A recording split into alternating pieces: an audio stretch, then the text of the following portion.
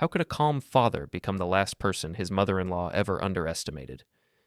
When I found my daughter shivering in a hole at 2 a.m., I realized just how cruel her grandmother really was, and how many adults had looked away. By the time I was done, everyone knew exactly what kind of revenge a quiet man can deliver. The house felt wrong the moment I walked through the front door. I'd cut my business trip short by 3 days, eager to surprise Paige and Avery with an early return. The engineering conference in Portland had wrapped up ahead of schedule, and I'd driven straight through the night, fueled by coffee and the anticipation of seeing my family. But as I stood in our empty living room at 11 p.m., my excitement curdled into something cold and sharp. "Paige," I called out, dropping my duffel bag by the stairs. The silence stretched back at me like a held breath. I found her in our bedroom, laptop open, scrolling through what looked like work emails. She glanced up with mild surprise, not the joy I'd expected after being away for nearly 2 weeks. "Clay, you're back early." She closed the laptop with a soft click. "I wasn't expecting you until Thursday." "Finished up the presentations yesterday. Where's Avery?" "At Mom's for the weekend." Paige's tone was casual, but something flickered across her face, a tightness around her eyes that I'd learned to recognize over our 15 years of marriage. "She's been acting up lately. You know how she gets when you're away for too long." I sat on the edge of our bed, studying my wife's face. Paige had always been beautiful, but lately there was a hardness to her features that reminded me uncomfortably of her mother. Acting up how? Just difficult. Not listening, talking back. Mom offered to take her for the weekend, help her remember some manners. Paige shrugged, but her shoulders remained tense. It's good for her to spend time with Grandma. Something cold settled in my stomach. "Where's her blanket?" "What?" "The blue one with the stars. She never goes anywhere without it." Paige's jaw tightened almost imperceptibly. "Mom said she needs to stop being so dependent on comfort objects. She's 10 years old, Clay. She can't carry a blanket around forever." I stood up, pacing to the window that overlooked our quiet suburban street. The McAllister house was only 15 minutes away, but it might as well have been on another planet. Lorraine McAllister ran her household like a military compound, all rigid schedules and harsh consequences. I'd never understood why Paige couldn't see how toxic her mother's brand of discipline really was. "I'm going to get her." "Clay, no." Paige's voice sharpened. "It's almost midnight, and Mom specifically said not to interfere. Avery needs to learn." "Learn what? That her father doesn't care enough to check on her?" "That's not—" Paige stopped herself, pressing her lips together. "She's fine, Clay. Mom knows what she's doing. She raised me, didn't she?" The question hung in the air between us, loaded with years of unspoken tension. Yes, Lorraine had raised Paige. She'd raised a woman who second-guessed her own instincts, who deferred to authority even when it felt wrong, who had learned to mistake fear for respect. I grabbed my keys from the dresser. "I'm bringing her home." "Clay, please, don't make this harder than it has to be." But I was already heading for the door.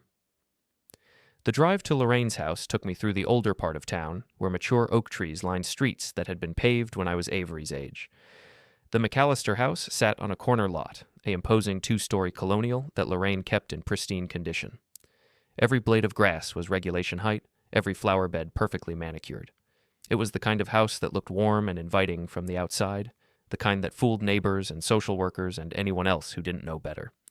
All the windows were dark when I pulled into the driveway. I sat in my truck for a moment, engine ticking as it cooled, trying to decide whether to knock or just wait until morning. But something nagged at me, a father's instinct that had been honed by 10 years of scraped knees and bad dreams, and that particular quality of silence that meant trouble. I walked around to the backyard, my footsteps muffled by the frost-covered grass. The temperature had dropped to 4 degrees, cold enough that my breath came out in white puffs, cold enough that no child should be outside.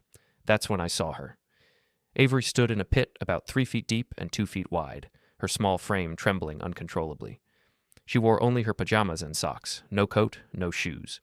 Her dark hair hung in frozen strands around her face, and her lips had taken on a bluish tint that made my heart stop. "Avery." My voice came out as a croak.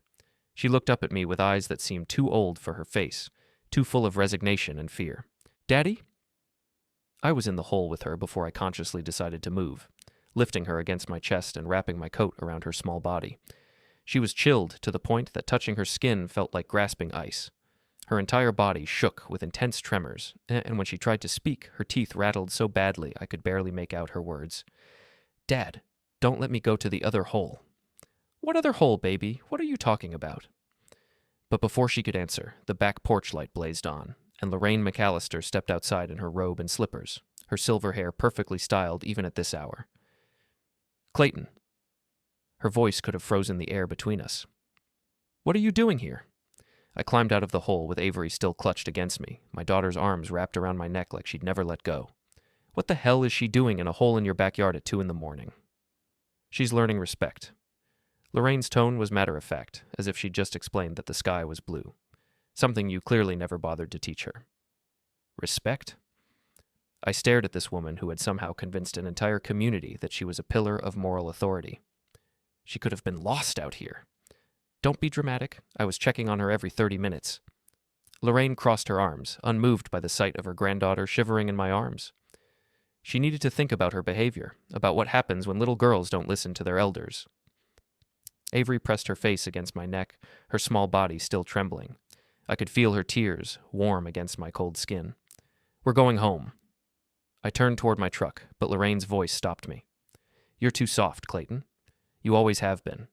That child needs structure, discipline, real consequences for her actions." Her eyes glittered in the porch light, cold and certain. Paige understands. She knows I only want what's best for Avery. I looked back at her, this woman who had shaped my wife's childhood with the same cruel certainty she'd just shown my daughter. For the first time, I truly understood what Paige had grown up with, what she'd learned to accept as normal. "Stay away from my daughter," I said quietly. Lorraine's laugh was sharp and humorless. "We'll see about that." As I carried Avery to my truck, wrapping her in the emergency blanket I kept in the glove compartment, she whispered against my ear, "Dad, don't let me go back to the other hole." "What other hole, sweetheart?"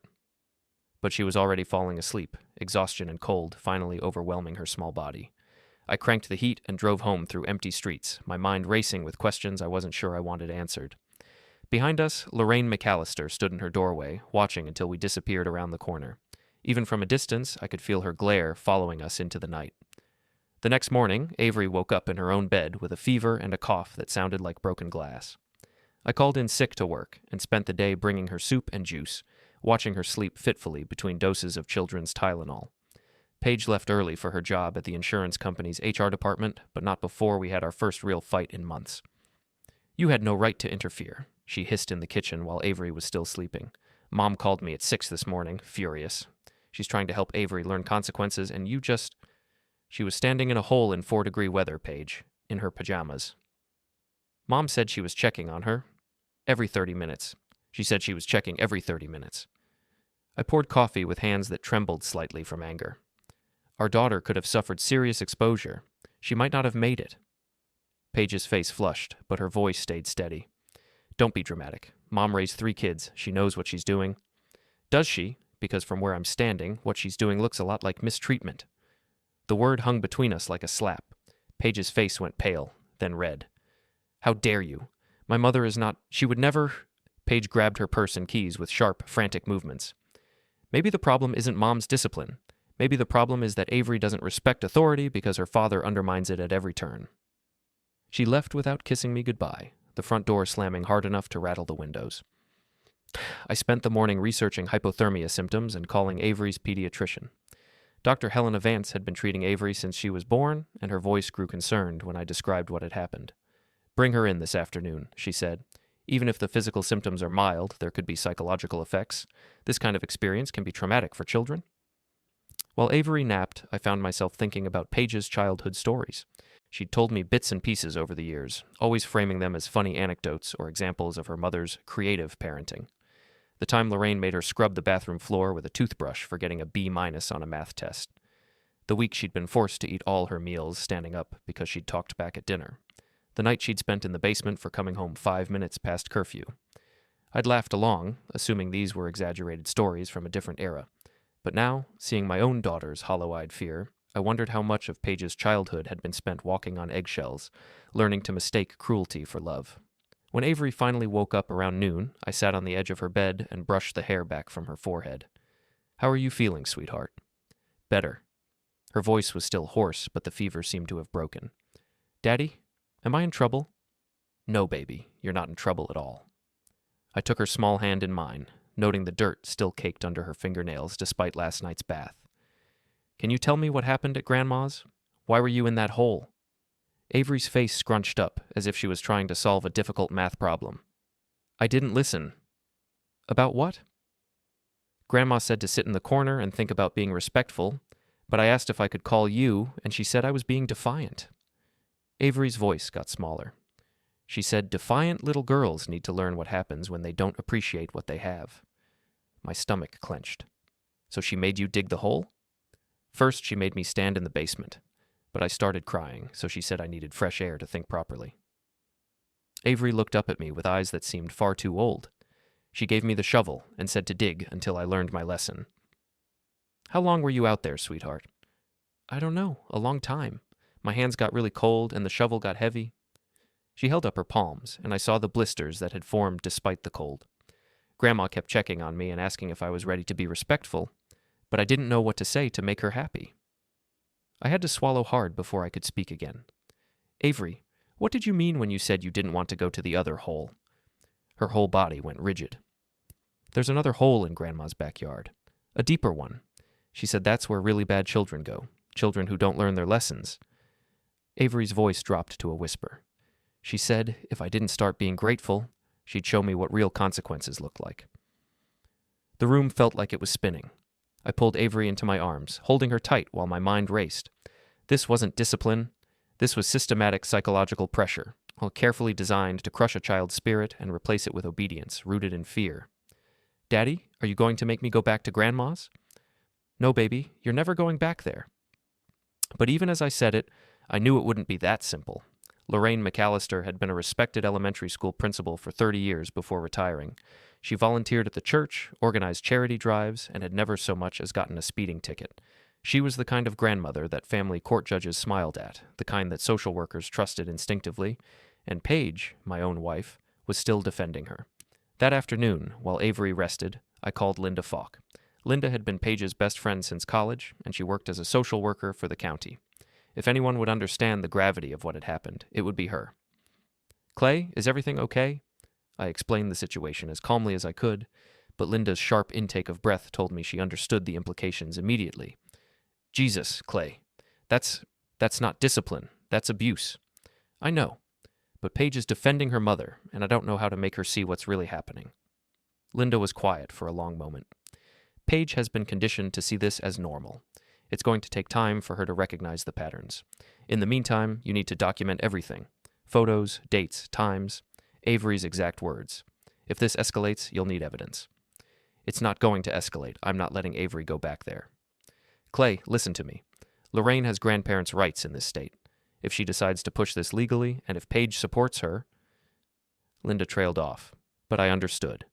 A mother's testimony would carry significant weight in family court. That evening, when Paige came home, she found me in my home office, typing up a detailed account of the previous night's events. She read over my shoulder for a moment before stepping back. What is this? Documentation, in case we need it. In case we need it for what? Her voice was sharp with suspicion. In case your mother tries to claim visitation rights. In case she tries to take this to court. I saved the document and turned to face her. Paige, what she did to Avery was abuse. Plain and simple. Stop saying that word. Paige's hands clenched into fists at her sides. Mom is strict, yes, but she's not abusive. She's trying to teach Avery respect, responsibility, by forcing her to dig holes in freezing weather, by threatening her with worse punishment if she doesn't comply. I stood up, moving closer to my wife. Paige, listen to yourself. If a stranger did this to Avery, you'd call the police without hesitation. But it's not a stranger. It's my mother. Paige's voice cracked slightly. She raised me, Clay. She raised all of us. We turned out fine. Did you? The question slipped out before I could stop it. Paige stared at me as if I'd slapped her. What's that supposed to mean? I thought about all the ways Lorraine's parenting had shaped my wife. The way Paige flinched when anyone raised their voice. The way she apologized constantly, even for things that weren't her fault. The way she'd never learned to trust her own instincts, always deferring to whatever authority figure was loudest or most insistent. But I couldn't say any of that, not yet. Nothing, I said instead. I just think maybe your normal meter is a little off when it comes to your mother.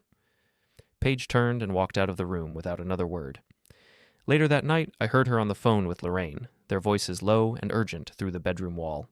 I lay awake until dawn, listening to my wife choose her mother over our daughter, and began to plan. Over the next 2 weeks, I became a different kind of father. Where I'd once been content to trust Paige's judgment about family matters, I now watched and listened and documented everything with the methodical precision that had made me a successful engineer. Avery's behavior told a story that broke my heart. She'd developed a stutter that only appeared when discussing her grandmother. She'd started hoarding food in her bedroom, hiding crackers and granola bars under her mattress like she was preparing for siege. Most telling of all, she'd begun obsessively following rules, making her bed with military precision, asking permission to use the bathroom, apologizing for things like sneezing or dropping her pencil. Dr. Vance confirmed what I already suspected during Avery's follow-up appointment. These are classic signs of trauma response in children, she explained, reviewing her notes while Avery played with toys in the waiting room. The hypervigilance, the people-pleasing behavior, the regression in emotional development. Something has fundamentally shaken her sense of safety. What do I do? Keep her away from the source of trauma, first and foremost. Consider therapy, and document everything you observe. Dr. Vance's expression was grave. Clay, I'm required to report suspected child abuse. If you give me permission, I'd like to file a report with Child Protective Services. I thought about Paige, about how she'd react to an official investigation, about Lorraine's spotless reputation and the way she'd spin this as a vindictive attack from an overprotective father. Not yet, I said finally. Give me a little more time to handle this internally. Dr. Vance nodded reluctantly. Just remember, Avery's safety comes first, always. That afternoon, while Avery was at school, I drove to Lorraine's house. I'd called ahead, knowing she'd be more likely to reveal her true nature if she thought she was in control of the situation. She greeted me at the door with a smile that never reached her eyes. Clayton, what a surprise. We need to talk. Of course. Come in. Lorraine's living room was a shrine to her own importance. Framed certificates from her teaching career, photos of herself with local politicians, awards from various charitable organizations. She'd spent decades building an image of respectability, and every inch of her home reinforced that narrative. I assume this is about the other night, she said, settling into her chair like a queen holding court. I hope you've had time to think about what really happened. What really happened is that you forced my 10-year-old daughter to dig a hole in freezing weather as punishment for asking to call her father. Lorraine's smile tightened. What really happened is that your daughter was being defiant and disrespectful, and I provided appropriate consequences for her behavior, something you clearly haven't bothered to do. Appropriate consequences don't include hypothermia risk. Don't be dramatic. I was monitoring the situation carefully. She leaned forward, her voice taking on the patronizing tone she'd probably perfected during her years as a principal. Clayton, I understand that you love Avery, but love without discipline isn't love at all. It's neglect. That child needs structure, boundaries, real consequences for her actions. Like digging holes? Like learning that actions have consequences. Like understanding that respect isn't optional. Lorraine's mask slipped slightly, revealing something cold and hard underneath. Paige understands this. She was raised properly, with discipline and structure. Look how well she turned out. I thought about my wife's anxiety, her constant need for approval, her inability to trust her own instincts. And if I don't agree with your methods, then you're failing as a father. Lorraine's voice was flat, matter of fact. And I won't stand by and watch you fail that child the way you've already failed your wife. The conversation continued for another 20 minutes, but I'd heard everything I needed to hear. Lorraine McAllister felt completely justified in her actions. More than that, she felt entitled to continue them. I left her house with my phone's voice recorder app full of evidence. That evening, I called my old college roommate, Derek Norwood. Derek had gone to law school while I'd pursued engineering, and he now specialized in family law with a focus on child protection cases. Clay, it's been way too long. How are Paige and Avery? I explained the situation as objectively as I could, sticking to facts and avoiding emotional language. Derek listened without interrupting, occasionally asking clarifying questions. This is serious, Clay. What you're describing meets the legal definition of child abuse in this state. What are my options? Well, the most straightforward approach would be to file for a restraining order preventing Lorraine from having unsupervised contact with Avery, but Derek paused. That could get messy fast, especially if Paige doesn't support you. Family court judges don't like to see parents fighting over grandparent access unless there's compelling evidence of harm. I have evidence. Do you? Because what you've told me is concerning, but it's also your word against a respected former educator with no prior complaints.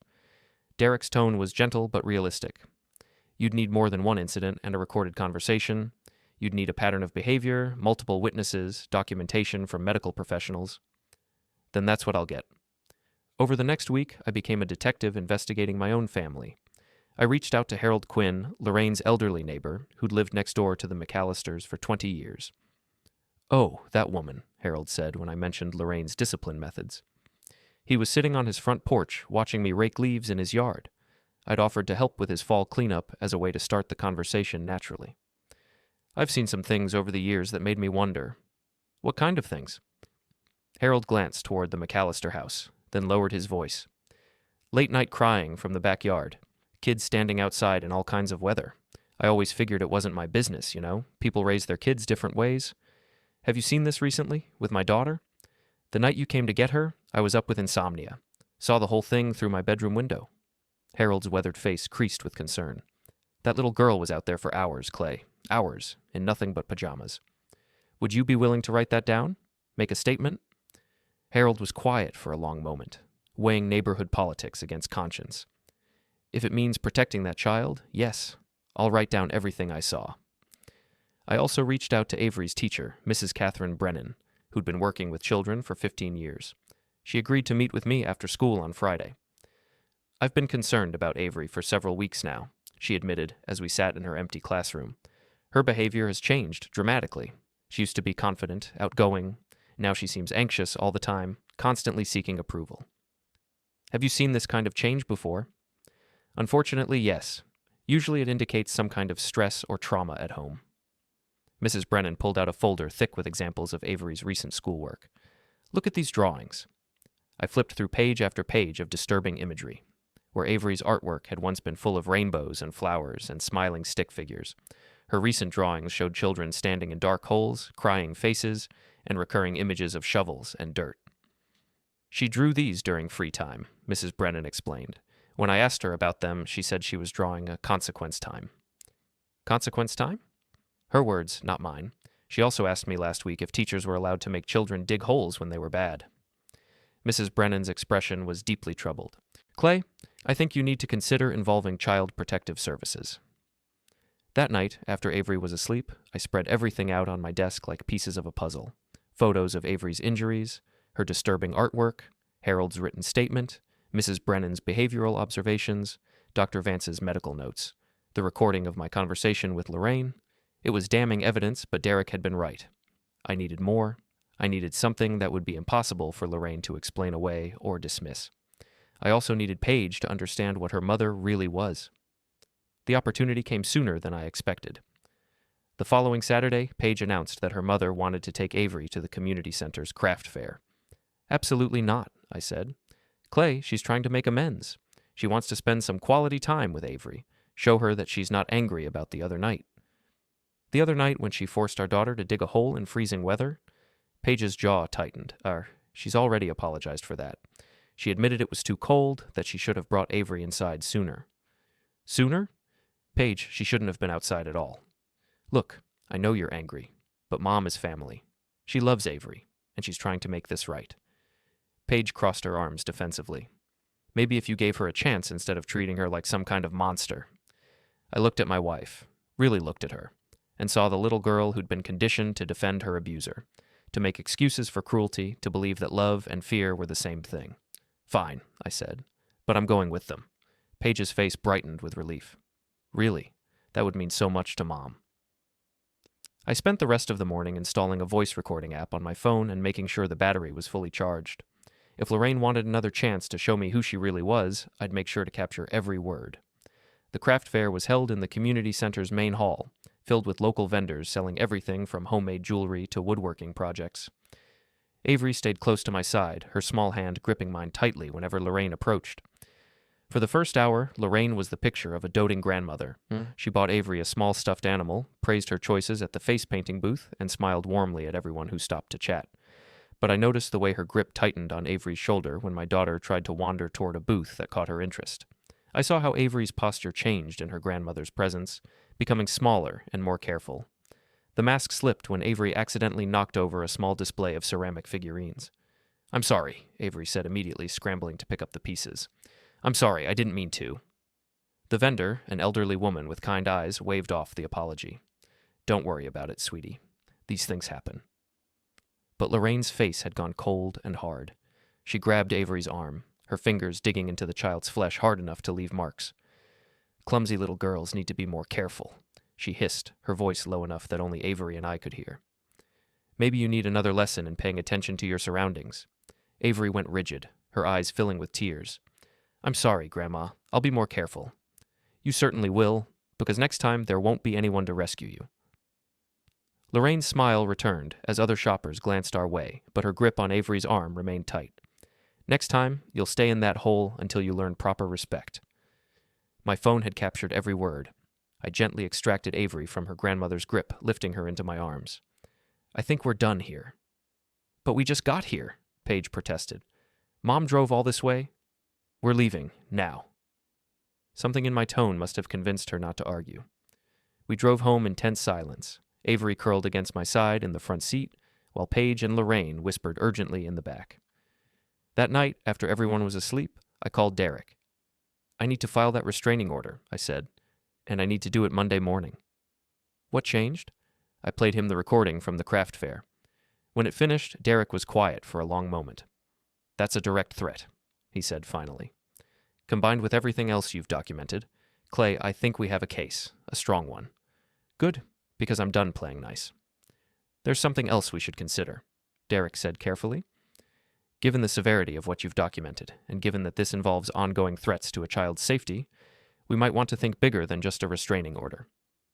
What do you mean? I mean, maybe it's time to involve Child Protective Services officially, and maybe it's time to think about making this public. I thought about Lorraine's wall of awards and certificates, about her reputation as a pillar of the community, about all the other children who might have suffered under her idea of discipline over the years. Tell me more.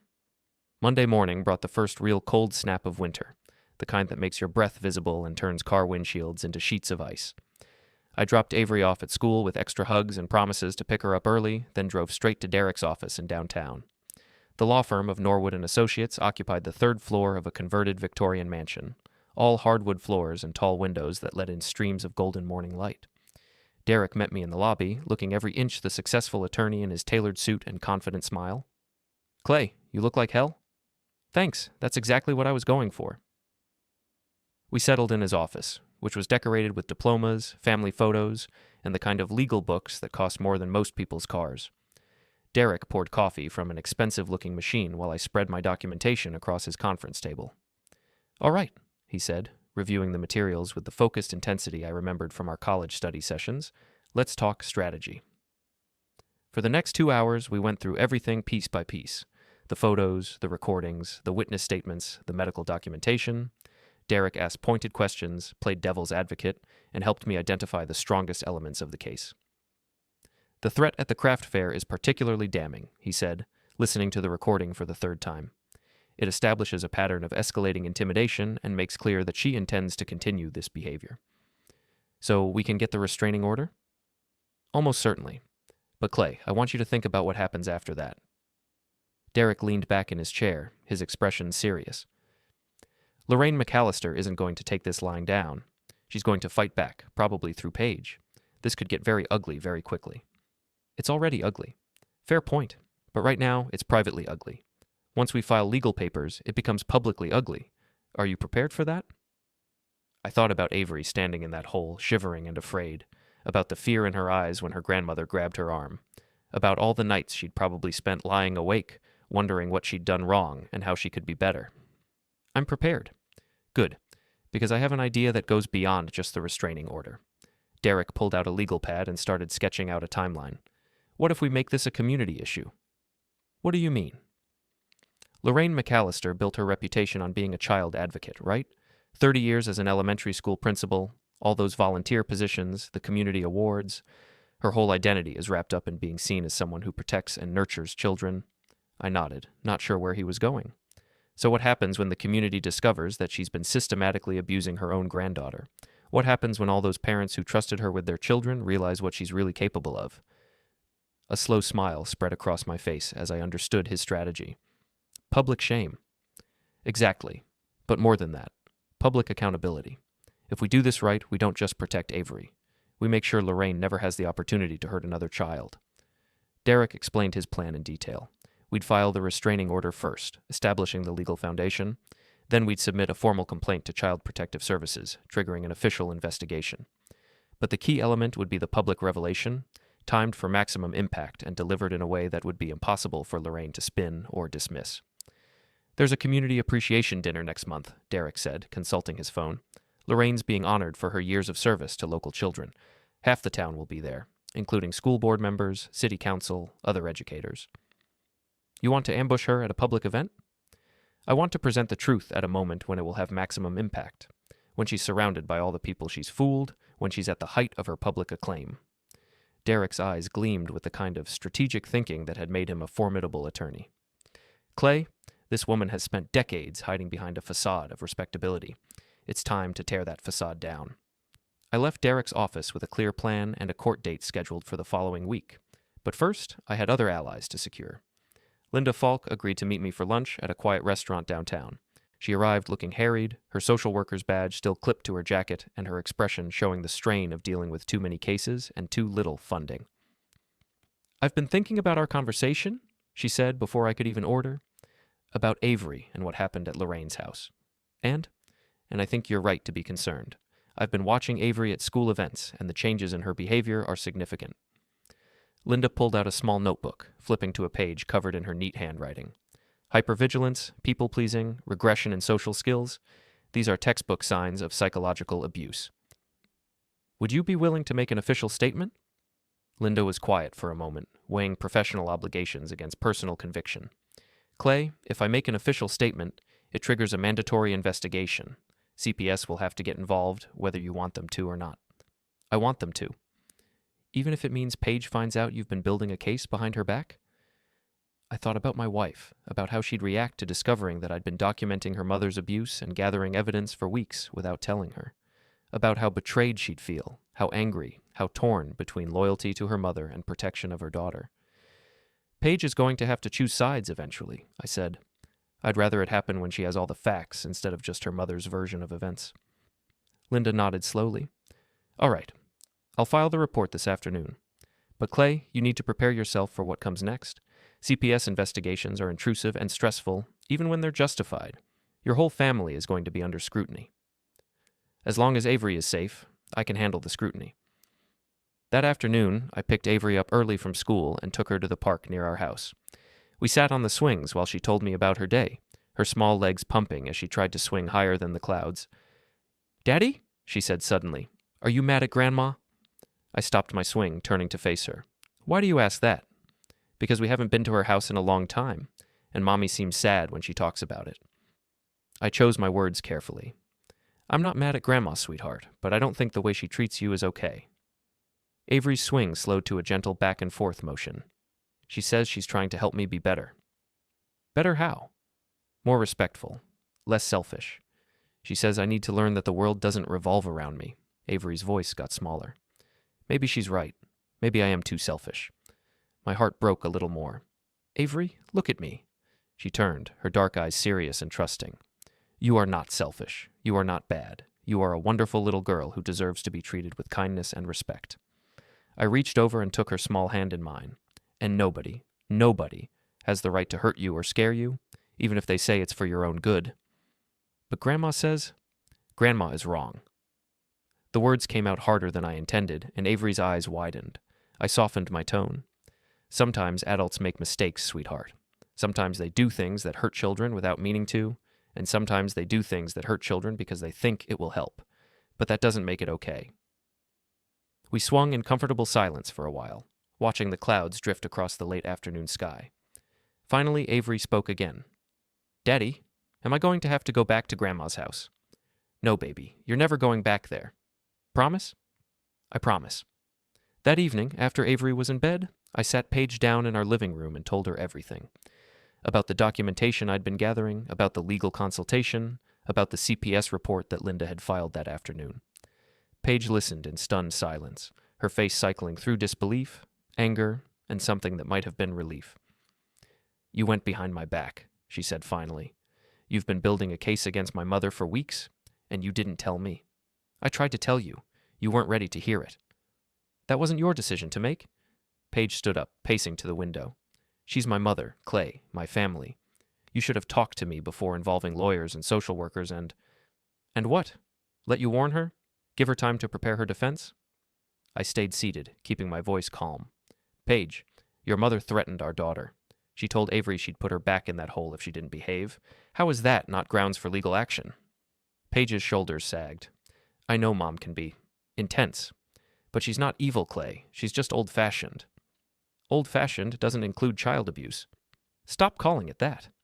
Then what would you call it? What do you call forcing a 10-year-old to dig holes in freezing weather? What do you call intimidating a child with harsher consequences if she doesn't comply, if not extreme psychological coercion? Paige sank back onto the couch, her face in her hands. I don't know, she whispered. I don't know anymore. I moved closer, sitting beside her on the couch. Paige, I need you to think about your own childhood. Really think about it. Was what your mother did to you normal? Was it healthy? She was strict. She was abusive, making you scrub floors with a toothbrush, forcing you to stand through meals, locking you in the basement. I took her hands gently. Honey, that's not discipline. That's cruelty. Paige was quiet for a long time, staring at our joined hands. When she finally spoke, her voice was barely audible. I always thought I deserved it. You didn't, and Avery doesn't either. But if I admit that Mom was, that she did those things... Paige looked up at me with tears in her eyes. Then I have to admit that I've been defending someone who hurt me, that I almost let her hurt Avery the same way. You were protecting yourself the only way you knew how. But now you have a choice. Paige nodded slowly, wiping her eyes. What happens next? Next week we go to court and get a restraining order. CPS will investigate and probably interview all of us. And then... I took a deep breath. Then we make sure everyone knows exactly who Lorraine McAllister really is. The community dinner? You know about that? Mom's been talking about it for months. She's so proud of that award. Paige's voice was hollow. All those people are going to see her get honored for protecting children, and they'll have no idea what she's really done. Not if I can help it. Paige looked at me with something like awe. You're really going to take her down, aren't you? I'm going to make sure she never hurts another child, starting with ours. For the first time in weeks, my wife smiled. What do you need me to do? The restraining order hearing took place on a gray Thursday morning in Judge Patricia Winter's courtroom. Lorraine arrived with her own attorney, a sharp-dressed woman named Victoria Sterling, who specialized in defending educators against misconduct allegations. The fact that Lorraine had hired such specific legal representation told me she understood exactly how serious this had become. Derek presented our case methodically, introducing evidence piece by piece. The photos of Avery in the hole, the recording of Lorraine's threats at the craft fair, Harold Quinn's written statement about the hours-long punishment, Dr. Vance's medical assessment, Mrs. Brennan's observations about Avery's behavioral changes. Lorraine sat ramrod straight throughout the presentation, her face a mask of dignified outrage. When her attorney spoke, it was to paint me as an overprotective father who'd misunderstood old-fashioned discipline and was now using the legal system to wage a personal vendetta. Mrs. McAllister has 30 years of experience working with children, Victoria Sterling argued. She's never had so much as a complaint filed against her professional conduct. The idea that she would intentionally harm her own granddaughter is not only false, it's preposterous. But Judge Winters had seen the evidence, heard the recordings, read the witness statements. When she spoke, her voice carried the weight of someone who'd presided over too many cases involving damaged children. Mrs. McAllister, I find the evidence presented today deeply concerning. Forcing a child to dig holes in near-freezing temperatures, regardless of the stated disciplinary purpose, constitutes a clear danger to the child's physical and psychological well-being. Lorraine's mask slipped for just a moment, revealing something cold and furious underneath. Furthermore, the judge continued, the recorded threats of escalated punishment suggest an ongoing pattern of intimidation and psychological abuse. Therefore, I'm granting the temporary restraining order. Mrs. McAllister, you are prohibited from having any contact with the minor child Avery Harlan, directly or indirectly, until such time as this court determines it is safe to do so. The gavel came down with a sound like a gunshot. Lorraine's face went white with rage, and she turned to stare at me with pure hatred in her eyes. This isn't over, she mouthed silently. I smiled back at her. No, it's not. The CPS investigation began the following week. Investigator Margaret Torres was a 20-year veteran with kind eyes and a no-nonsense attitude. She interviewed Avery at school, away from any family influence, and spent over an hour documenting the child's statements about her experiences at her grandmother's house. "Your daughter is remarkably articulate about what happened to her," Torres told me after the interview. "She was able to provide specific details about multiple incidents, including some you weren't aware of." "What kind of incidents?" "Times when she was forced to stand in the corner for hours, denied meals as punishment, made to sleep on the floor instead of in bed." Torres consulted her notes. She also described what she called the quiet game, where she had to sit perfectly still and silent for extended periods. Any movement or sound resulted in additional punishment. I felt sick. How many times did this happen? According to Avery, it was standard procedure during her overnight visits. She thought it was normal. Torres looked up from her notes. "Mr. Harlan, I've been doing this job for 2 decades. What your daughter described isn't discipline, it's systematic psychological abuse designed to break a child's spirit. What happens now? Now I complete my investigation by interviewing all parties involved, including Mrs. McAllister." Torres's expression was grim. "Based on what I've documented so far, I'll be recommending that the restraining order be made permanent and that Mrs. McAllister be placed on the state's child abuse registry." The investigation also revealed something I hadn't expected. When Torres interviewed Lorraine's other adult children, Paige's siblings, a pattern emerged that went back decades. "Your brother-in-law, Marcus, confirmed several incidents from his childhood," Torres told Paige during her interview. "Forced labor as punishment, food deprivation, prolonged isolation. He said he'd blocked most of it out until we started asking specific questions." Paige's sister, Raina, had similar stories. So did their youngest brother, Timothy. All of them had learned to normalize their mother's cruelty, to reframe abuse as love, to defend the woman who'd systematically damaged them throughout their childhoods. "It's a common pattern in families with multi-generational abuse," Torres explained. "The victims become protective of their abuser, especially when that abuser is a parent figure. They've been conditioned to believe they deserve the treatment they received." Meanwhile, I was putting the finishing touches on the most important part of my plan. The Riverside Community Appreciation Dinner was held annually at the Marriott Hotel downtown, a fundraising event that honored local volunteers and civic leaders. This year's theme was Protecting Our Children, and Lorraine McAllister was set to receive the Lifetime Achievement Award for her decades of service to local youth. The irony was almost too perfect. I'd spent weeks reaching out to local media, carefully planting seeds about the upcoming story. I'd contacted parents whose children had been in Lorraine's classes, asking careful questions about their experiences. I'd researched her tenure as principal, looking for patterns that might have been overlooked or dismissed at the time. What I found was disturbing, but not surprising. Former students who remembered being singled out for harsh punishment, parents who'd complained about Lorraine's methods but been dismissed by school administrators, a pattern of complaints that had been buried in personnel files and forgotten by everyone except the children who'd suffered. 3 days before the dinner, I received a call from investigative journalist Patricia Hendricks at the local newspaper. "Mr. Harlan, I've been following up on some information regarding Lorraine McAllister. I understand there's been a restraining order filed?" "That's correct."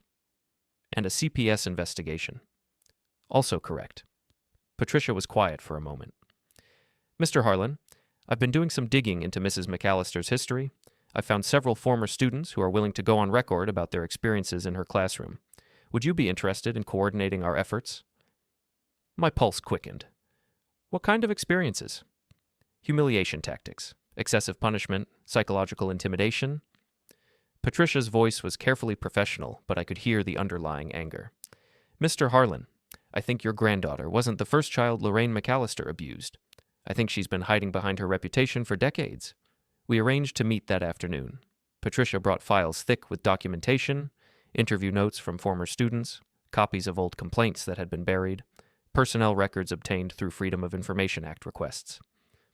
"Look at this," she said, spreading papers across the conference table at her newspaper's office.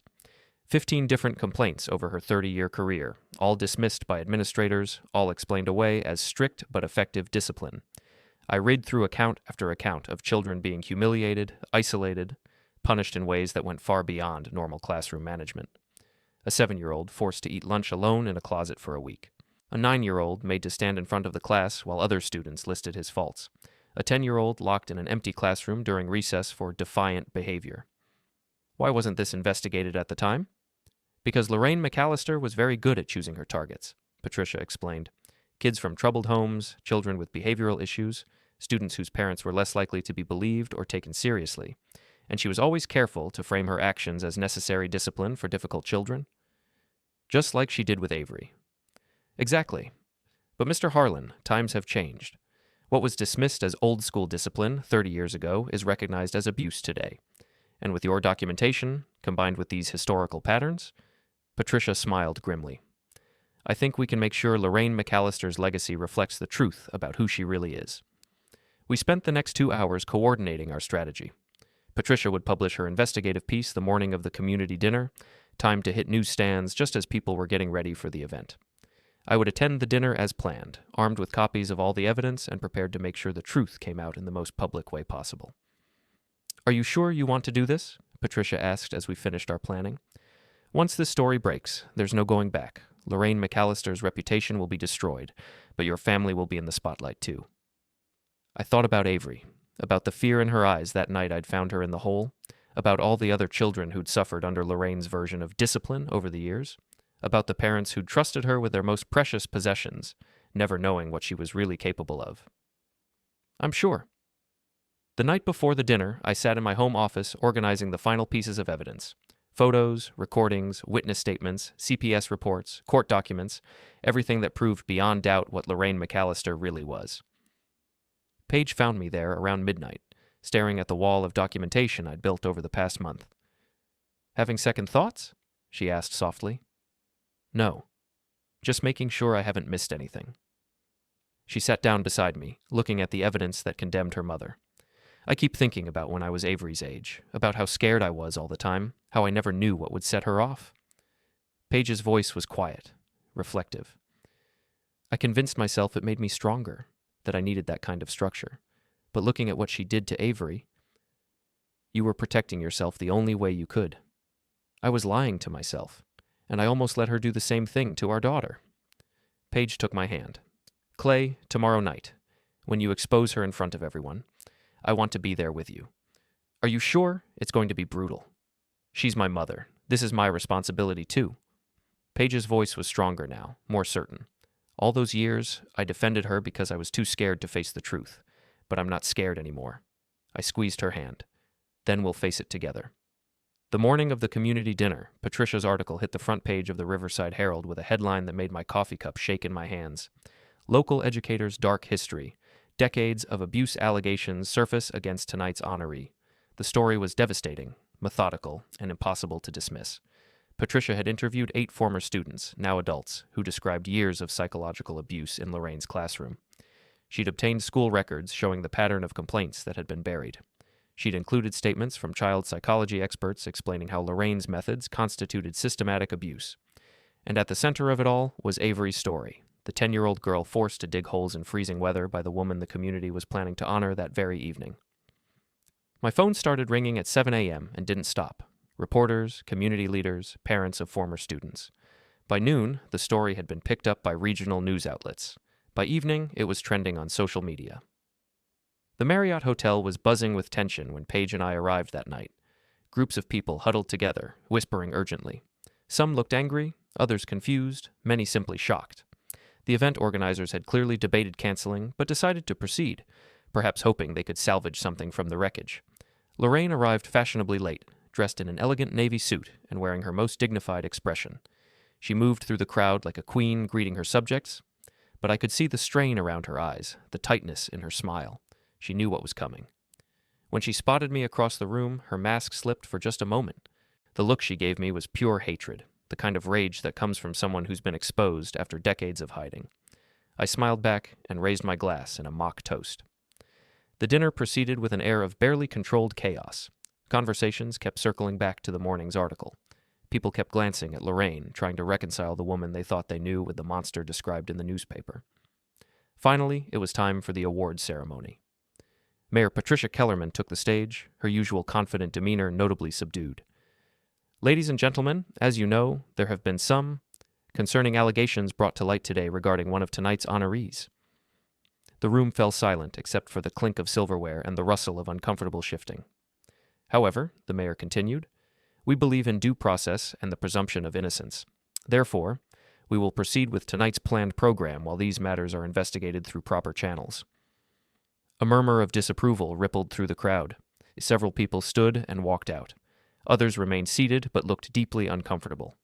When Lorraine's name was called, she walked to the stage with her head held high, every inch the dignified educator she'd pretended to be for decades. She accepted her Crystal Award with a gracious smile and stepped up to the microphone. "Thank you so much for this honor," she began, her voice steady and warm. "For 30 years, I had the privilege of working with the children of this community. I dedicated my life to helping them grow, to teaching them respect and responsibility, to preparing them for the challenges of adulthood." The crowd was politely attentive, but I could feel the undercurrent of tension. "I know there have been some unfortunate misunderstandings recently," Lorraine continued, her voice taking on a slight edge. "Some people have chosen to misinterpret firm but loving discipline as something darker. But I want you all to know that everything I did, everything I've ever done, was in service of helping children become their best selves." That's when I stood up. "Mrs. McAllister," I called out, my voice carrying clearly across the silent room. "Would you like to explain to everyone what helping children become their best selves looked like when you forced my 10-year-old daughter to dig holes in your backyard in 4-degree weather?" The room erupted.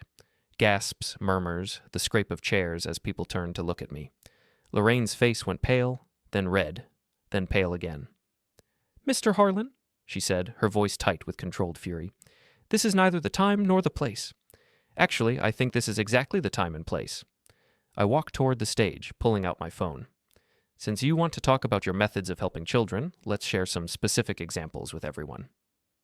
I played the recording from the craft fair, Lorraine's voice crystal clear through the hotel's sound system. "Clumsy little girls need to be more careful. Maybe you need another lesson in paying attention to your surroundings. Next time, you'll stay in that hole until you learn proper respect." The room fell into an eerie, total silence. You could have heard a pin drop. "That," I said, my voice carrying to every corner of the room, "is your Lifetime Achievement Award winner threatening my daughter with more abuse if she didn't comply with her demands." Lorraine gripped the podium, her knuckles white. "You're taking that completely out of context?" "Am I?" I pulled out a folder thick with documentation. "Would you like me to provide more context? Like the photos of my daughter standing in that hole, crying and shivering? Like the medical records documenting her symptoms of psychological trauma? Like the witness statements from your neighbor who watched the whole thing happen?" People were pulling out their phones now, recording everything. The local news crew that had been covering the event was focused entirely on our confrontation. "Or maybe," I continued, "you'd like to address the 8 former students who went on record today describing similar mistreatment in your classroom? The children you humiliated, isolated, and subjected to sustained psychological harm under the guise of education?" Lorraine's composure finally cracked. "Those children were problems. They needed structure, discipline, real consequences for their behavior. Their parents couldn't handle them, so I did what was necessary. You mistreated them." My voice cut through her justifications with brutal clarity. "You spent 30 years harming children psychologically, and you hid behind awards and community recognition to avoid accountability." The crowd was on their feet now, some shouting questions, others expressing outrage. I could see parents who'd had children in Lorraine's classes, their faces showing the dawning horror of realization. Lorraine tried to regain control, raising her voice over the chaos.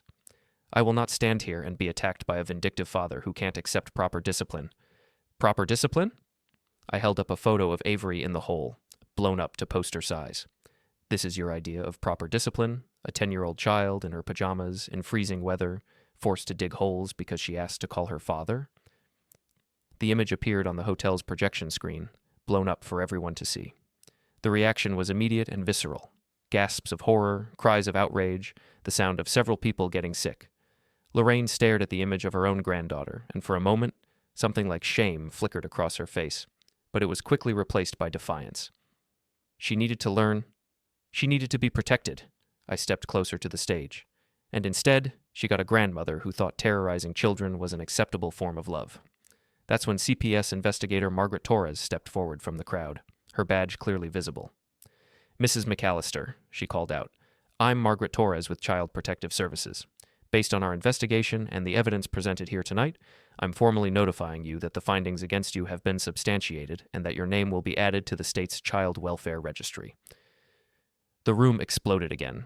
Reporters shouted questions, parents demanded answers, community leaders tried to restore order, but through it all, Lorraine stood frozen at the podium, her Lifetime Achievement Award forgotten on the floor where she'd dropped it. I looked up at this woman who had terrorized my daughter, who had spent decades hiding her cruelty behind a facade of respectability, who had just been exposed in front of everyone who'd ever trusted her with their children. "You taught us all what respect means, Mrs. McAllister," I said, my voice carrying clearly over the chaos. "Now it's your turn to learn." Security was moving toward the stage now, preparing to escort Lorraine out as the crowd grew more agitated. Parents were demanding to know if their children had been victims. Reporters were asking for statements. Community leaders were trying to distance themselves from the woman they'd just honored. As Lorraine was led away, her dignity finally shattered. She turned back to look at me one last time. The mask was completely gone now, revealing the petty, cruel woman she'd always been underneath. But I wasn't looking at her anymore. I was looking at Avery, who had appeared beside me in the crowd, taking my hand with small fingers that no longer trembled with fear. "Dad," she said, her voice clear and strong in the chaos around us, "I'm not afraid anymore.